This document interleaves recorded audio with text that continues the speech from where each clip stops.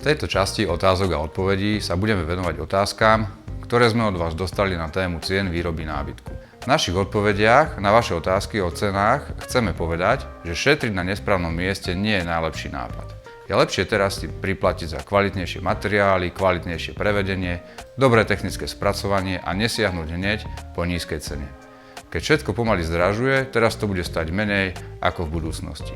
Na vaše otázky bude odpovedať obchodný riaditeľ LM Interiér Ľubomír Gregorec. Je cena za výrobu nábytku u vás nižšia, ak budeme mať už hotový projekt od architekta?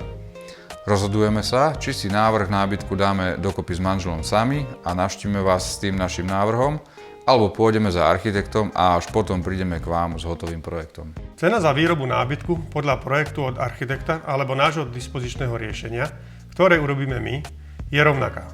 Architektovi zaplatíte za projekt a nám za výrobu a montáž nábytku. U nás vám vieme vytvoriť dispozičný návrh, ktorý je síce platený, ale jednak to nie je veľká suma a jednak vám z tej sumy vrátime polovicu, ak sa rozhodnete nábytok u nás aj vyrobiť. Práve naša dlhoročná spolupráca s viacerými architektami a dizajnermi je to, čo nás posúva stále ďalej. Máme radi výzvy a radi sa s nimi popasujeme tak, aby vzniklo niečo nové, lepšie, krajšie a náročnejšie. Architekti aj dizajneri interiérov majú latku kvality postavenú vyššie ako bežný zákazník. O kvalite LM Interiér svedčí aj to, že každý architekt a dizajner, s ktorým sme kedy robili, si nábytok pre seba dal zrealizovať práve u nás. To nás teší a ďakujeme im.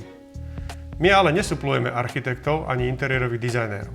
Architekti a interiéroví dizajnéri neriešia iba projekt nábytku, ale riešia interiér celkovo, komplexne a venujú sa v tejto oblasti zákazníkovi individuálne.